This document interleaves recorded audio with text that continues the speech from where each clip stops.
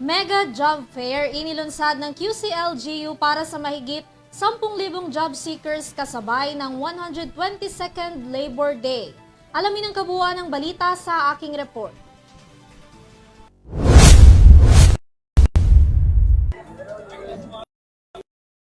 Bilang bahagi ng ika-122 araw ng paggawa na taunang ginugunita sa bansa, isang malawakang mega job fair ang inorganisa ng pamahalaang lungsod ng Quezon, 10,000 job seekers, kung saan libu-libong trabaho, oportunidad ang nag-aabang sa kanila mula sa 100 kumpanya na nag-aalok iba't ibang klase ng trabaho dito sa loob ng bansa maging sa ibang bansa.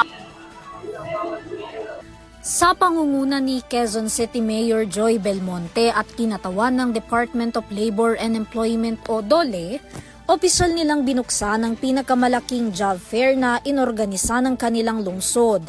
Kaliwat ka ng kumpanya na nag-aalok ng mahigit sa 9,000 bakanteng posisyon ang sumalubong sa mga Q-citizen, gayon din sa mga aplikanteng taga-ibang lungsod na nais makahanap ng trabaho. Yan ay bilang bahagi ng 85th anniversary ng QC at pakikiisa sa Labor Day na may temang Bagong Pilipinas, Manggagawang Pilipino, Kabalikat at kasama sa pag-asenso. Ayon kay Mayor Joy, patuloy na kinikilala ng kanilang lungsod ang malaking papel na ginagampanan ng mga manggagawang Pilipino pagdating sa pagpapalakas ng ekonomiya ng bansa. Sa espesyal na araw na ito, kinikilala natin ang mga mahalagang papel na ginagampanan ng bawat empleyado, trabahador o obrero na sama-samang bumubuhay sa ekonomiya ng ating lungsod at ng buong bayan natin. At higit sa lahat, sa araw na ito ay binibigyang diin natin ang pagtataguyod sa kapakanan ng mga manggagawa sa pamamagitan ng pagsulong ng inyong mga karapatan. Nakasuporta ang lokal na pamahalaan ng Lungsod Quezon sa ating mga manggagawa.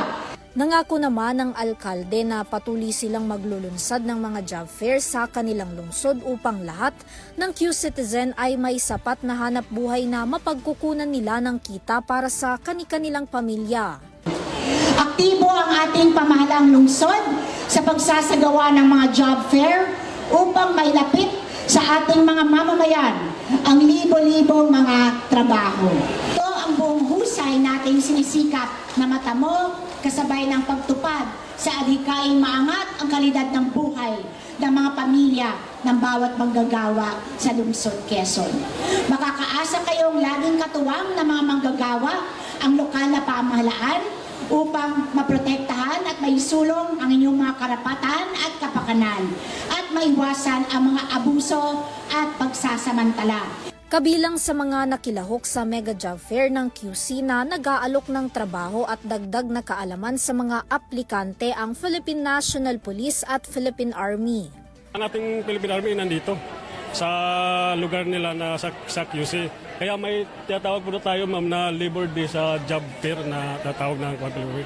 Ngayon, ma'am, sa ano po, ma'am, sa kung gusto nilang mag-apply ng sundalo sa officers, pwede po kayong mag-apply. Mayroon po tayong recruitment area dito na para po sa tinatawag natin doon sa adjutant para ma-require nila kung ano po yung process ng atin pong yung kung paano po magano ng ano po natin, ma'am, yung sa officer.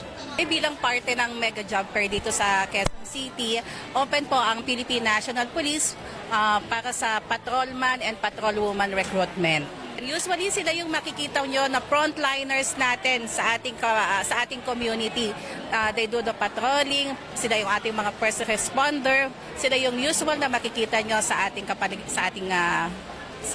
kapaligiran. Katuwang din ng Quezon City ang TESDA na nag-aalok din ng iba't ibang technical vocational courses para sa mga senior high school graduate, gaya na lang ng mobile robotics technology. Ang ino-offer po namin is Robotics Technology 2. Ayan. So itong Robotics Technology 2 na ito ay para po sa mga senior high school graduate, para po sa mga robotics enthusiasts who really are interested in robotics.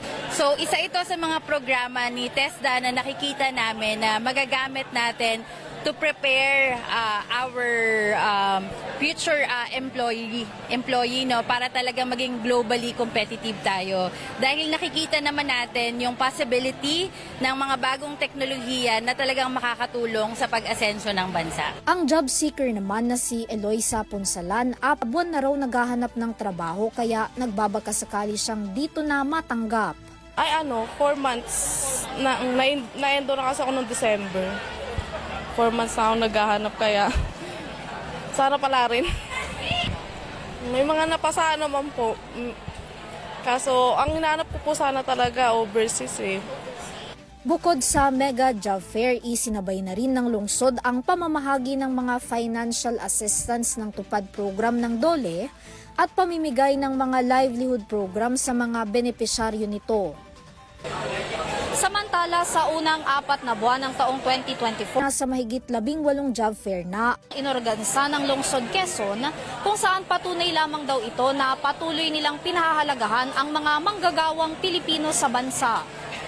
Mula dito sa Quezon City para sa URTV News, Vanessa Cleofas, sumasaludo sa bawat Pilipino.